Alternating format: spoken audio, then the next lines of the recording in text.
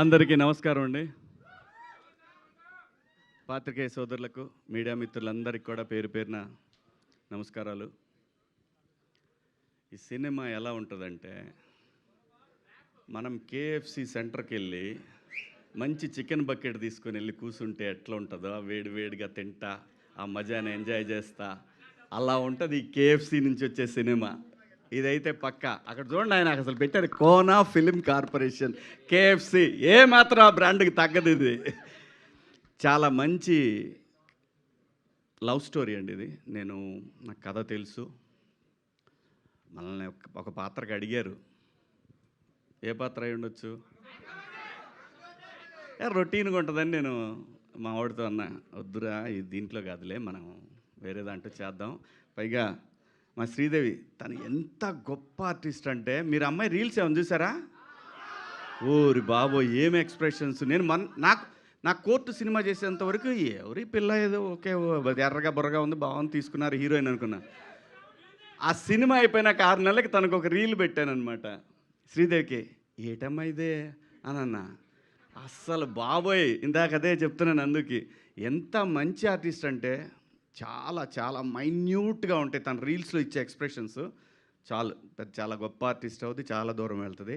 అలాగే రోహన్ ఏదోట్లే అబ్బా, నా ఇష్టం వచ్చిందంట మంగపతి ఇక్కడ.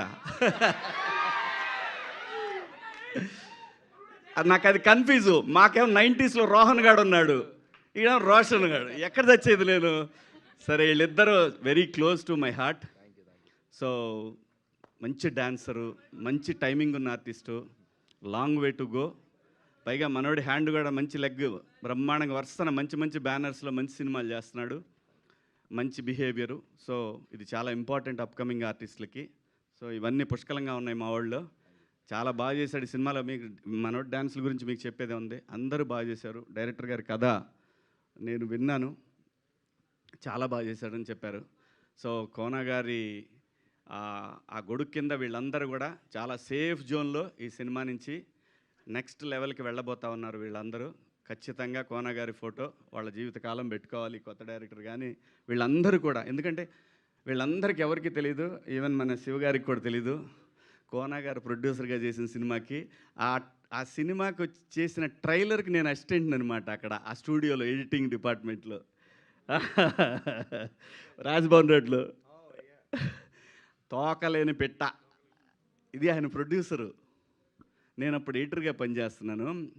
సో ఆ సినిమాకి ఒక సీనియర్ ఎడిటర్ ఉన్నాడు, ఆయన దగ్గర నేను ఆ టైంలో నేను అసిస్టెంట్గా పనిచేస్తున్నానండి. అక్కడ పరిచయం, నాకు అక్కడ తెలుసు, నేను పరిచయం లేదు ఆయనకి, ఆయన నాకు తెలుసు. కోనా గారు ఏదైనా టైం రావాలి. నేను చాలాసార్లు అనుకునేవాడిని, ఎందుకంటే అసలు ఆయన రాసిన కామెడీ స్క్రిప్ట్లు ఎవ్వరు రాయాల. ఈవీవి గారి తర్వాత అంత స్థాయిలో కోనా గారు ఆయన స్క్రిప్ట్లు అంత అద్భుతం. కానీ ఎప్పుడు బాధపడేవాడిని, ఎందుకు రావు మనకి, వీళ్ళ దగ్గర నుంచి ఎందుకు క్యారెక్టర్లు రావు అని ఫీల్ అయ్యేవాడిని నేను. ఏదైనా టైం రావాలి రబ్బాయి, దేనికైనా లైఫ్లో దేనికైనా టైం రావాలి. టైం వచ్చినప్పుడు అన్నీ అవే సెట్ అవుతాయి, కాకపోతే అప్పుడు మనం రెడీగా ఉండాలి. సో ఈ సినిమా రేపు 13వ తారీఖు రిలీజ్ అవుతూ ఉంది. సేమ్ కోర్టు డేట్ అందరూ 14 కదా అంటారు, 13న ప్రీమియర్ వచ్చాం, ఆ రోజే హిట్ టాక్ వచ్చింది. ఇది కూడా అంతే, మార్చి 13 సూపర్ హిట్ అవుతుంది. మీ అందరు దీన్ని ఆదరిస్తారు. అలాగే అసలు తను టచ్ చేస్తేనే ఒక వైబ్రేషన్ వస్తుంది. తమన్ గారు నాకు చాలా చాలా చాలా చాలా సంవత్సరాల క్రితం తను కష్టపడే రోజుల దగ్గర నుంచి నాకు తెలుసు. నందమూరి తమన్ కావచ్చు, కొణిదెల తమన్ కావచ్చు, తెలుగోళ్ళ తమన్, అది చాలా బాగుంది కదా. జై తమన్. సో అందరికీ కూడా పేరు పేరున ఇక్కడికి వచ్చేసిన మీ అందరికీ కూడా thank you so much. Thank you Kona గారు పిలిచినందుకు. థ్యాంక్ యూ మీడియా మిత్రులకు అందరికీ కూడా థ్యాంక్స్. కలుద్దాం, తొందరలో కలుద్దాం.